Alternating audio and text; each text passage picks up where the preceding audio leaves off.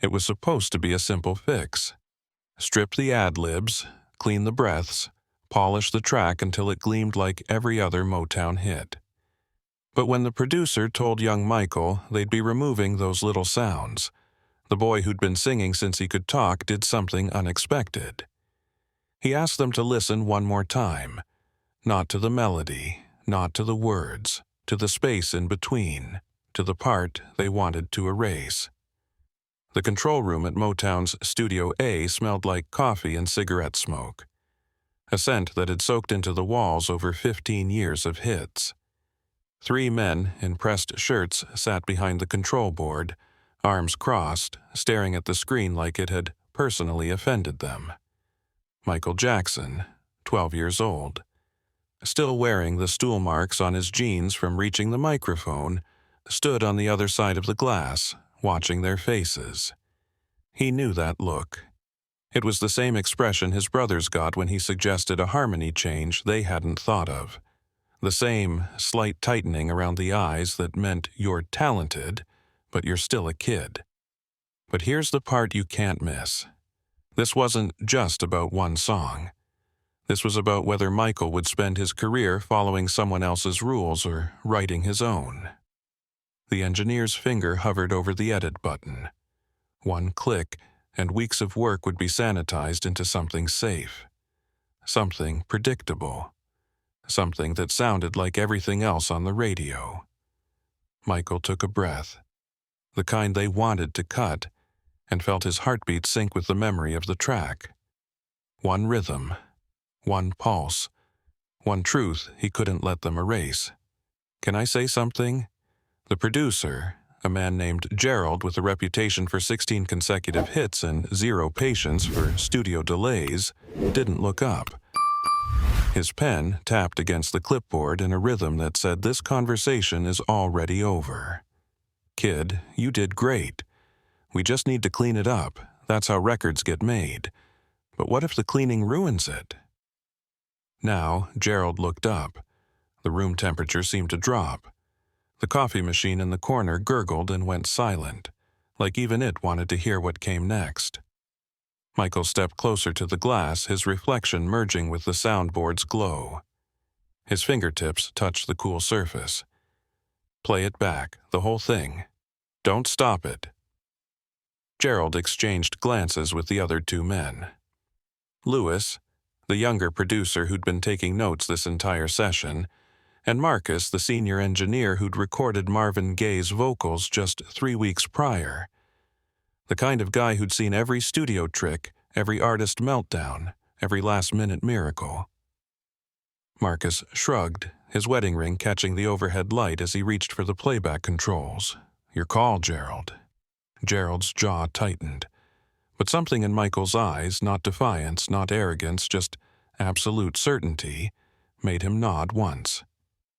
The engineer hit playback. The song filled the room. A mid-tempo groove with a melody that stuck in your chest. Michael's voice floated over the top, clear and controlled, hitting every note the arrangement demanded. Professional, polished, perfect. And then, in the spaces between the lyrics, something else appeared. Something the producers had marked in red pen as problems to fix. A breath before the chorus, sharp, quick, like pulling air before a dive. A hum that traced the bass line's movement, creating a shadow melody nobody had written. A rhythm that lived between the snare hits, barely audible but somehow essential. Like the difference between a photograph and a living moment. Sounds that came from Michael's body, not from the sheet music. Not from the carefully constructed Motown formula that had produced 47 #1 hits in the past decade. Gerald stopped the tape 18 seconds before the final chorus. See? That's what we're talking about, those noises. They pull focus from the melody.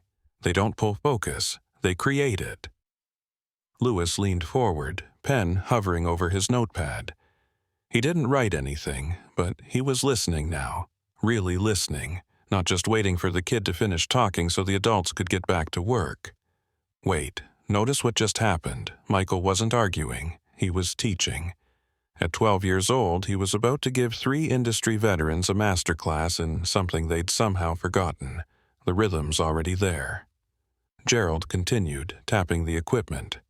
The musicians handle that. Your job is the melody. Clean vocals. That's what sells. Not that rhythm. Michael tapped his chest right over his heart. The motion was small, almost unconscious. This one. The one you feel before you think about it.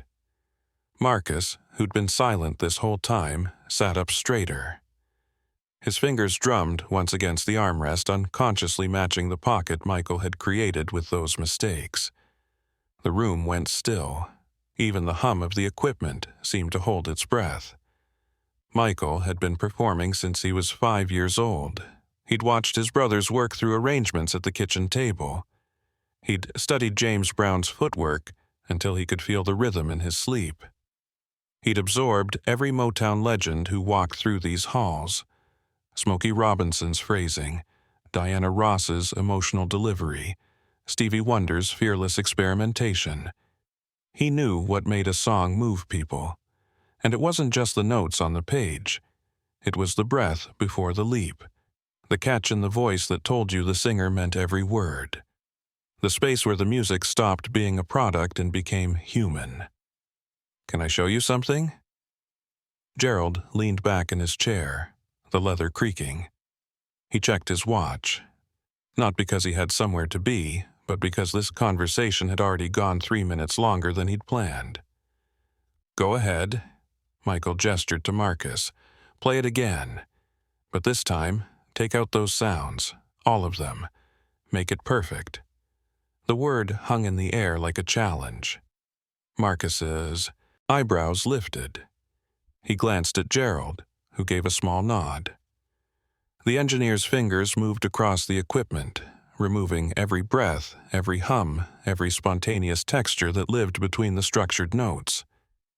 It took 6.5 minutes. Long enough for Lewis to pour himself another coffee. Long enough for Gerald to light a cigarette and stub it out again without smoking it. Long enough for Michael to stand perfectly still behind the glass, arms crossed, waiting. Here's what you need to remember. This wasn't about ego. This was about whether music was a machine or a conversation, whether records were products or experiences, whether perfection meant flawless or felt. When Marcus finally pressed play, the song sounded different. Technically flawless. Every note perfectly timed. Every syllable crystal clear. The kind of vocal that would make other engineers jealous. And completely, utterly lifeless. The groove was there, but the pulse wasn't. The melody existed, but the heartbeat didn't. It was a body without breath, functional, measured, correct, and as cold as the studio glass. Lewis stopped mid-sip. His coffee cup hovered at his lips, but he didn't drink. He just stared at the speakers like they'd betrayed him. Gerald's hand moved slowly to his chin, the gesture of a man realizing he'd almost made a very expensive mistake.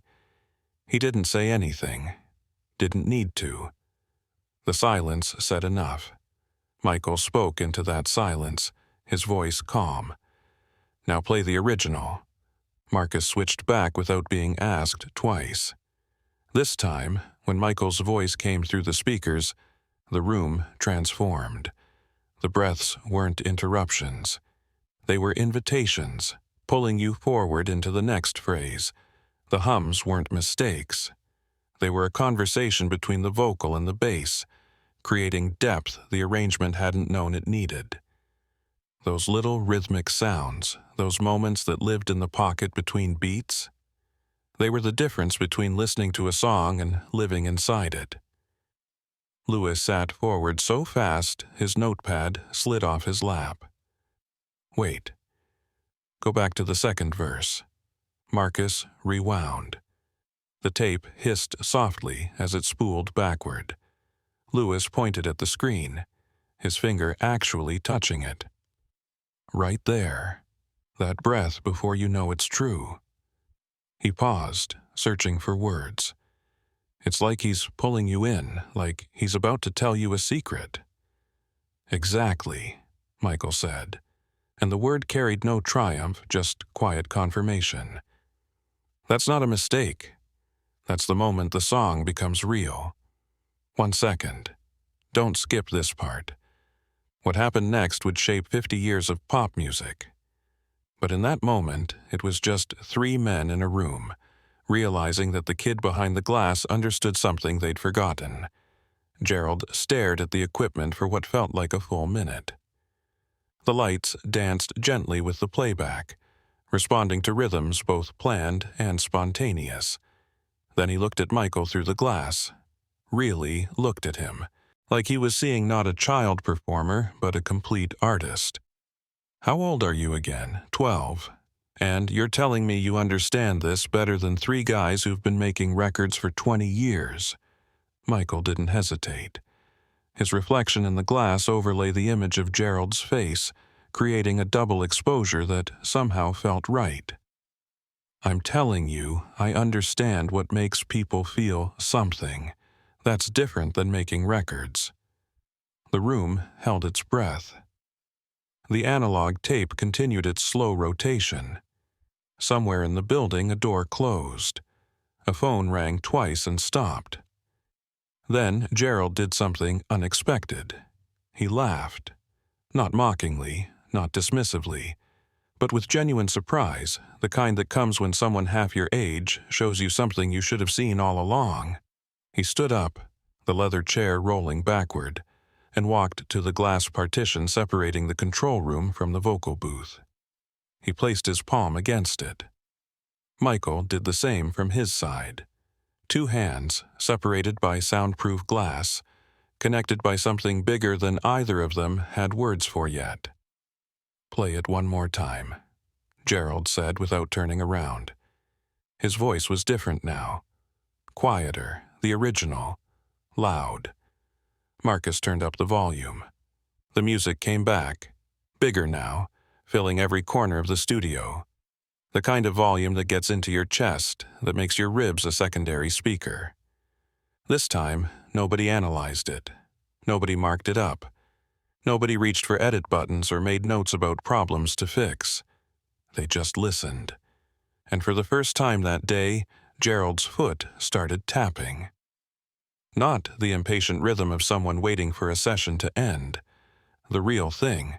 The pocket. The groove. Marcus's shoulders began moving, barely perceptible.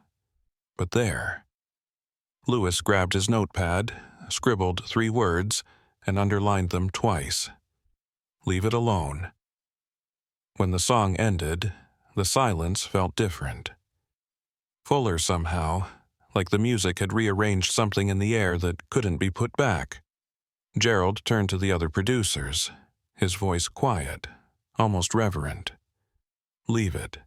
All of it."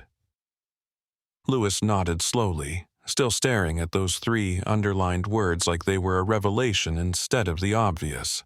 Marcus, who hadn't said more than 10 words all session, finally spoke. "The kid's right. We almost cut the soul out of it. What you saw was only the surface. The real shift wasn't about this one song. It was about what happened next, in this studio, in every session that followed, in the way an entire industry started listening instead of just processing." Gerald walked back but didn't sit. He stood there, one hand on the chair, looking at the screen like he was memorizing it. Then he turned to face Michael through the glass. "You know what you just did?" He paused, choosing his words carefully. "You didn't just save this song. You might have changed how we think about making them." Michael smiled, small, humble, certain. The smile of someone who'd been carrying a truth and finally got to share it. "I just want people to feel it the way I feel it. Then we'll make sure they do." 2 months later, that song hit the airwaves across 15 states. Radio DJs couldn't explain why it felt different, but their switchboards lit up. Listeners called saying they'd rewound their cassettes 3, 4, 5 times, trying to figure out what made this song stick. They heard the breaths. They felt the hums. They moved to those spontaneous rhythms, sounds that had almost been erased in the name of perfection. It wasn't just a song. It was a conversation, a heartbeat, a moment when music remembered it was made by a human being, not a committee. And in a quiet studio in Detroit, a 12-year-old boy had fought to keep it that way. Years later, when MichaelJackson became the biggest name in music history, when his records sold hundreds of millions, when dancers and singers worldwide studied every breath and gesture, producers would point back to moments exactly like this. The signature sounds that became iconic, the breaths that gave tension, the spontaneous rhythms that invited participation, the vocal textures that turned performances into experiences. Those weren't happy accidents or studio glitches. They were the sounds of someone who understood, even as a child, that perfection without humanity is just noise, that music doesn't live in the notes on the page. It lives in the breath before the note, in the space between the beats, in the moment when technique surrenders to truth. Gerald kept that original tape for the rest of his career. When young producers came through cocky and certain, he'd play them two versions, one clinically perfect, one gloriously human. He never told them which became a hit. He just let them listen. Every time, they'd point to the imperfect version and say, "That's the one." Marcus opened his own studio. Above the equipment, the mistakes might be the music. Listen first. Lewis became one of Motown's most sought-after producers. His signature? He never cut a breath unless the singer asked, and he told every artist what Michael taught him. Making people feel something is different than making records. The bottom line. Before the moonwalk and the glove and the records that changed everything, there was this. A 12-year-old standing his ground. Not with arrogance, but with absolute certainty about what made music matter. He proved the mistakes everyone wanted to erase were actually the whole point. The breaths, the hums, the spontaneous rhythms. Those weren't flaws to be fixed. They were the heartbeat that turned songs into experiences and sounds into stories. One decision. One breath. One moment when someone chose humanity over perfection. That's not just how you make a record, that's how you make magic. And the music lives in the space between.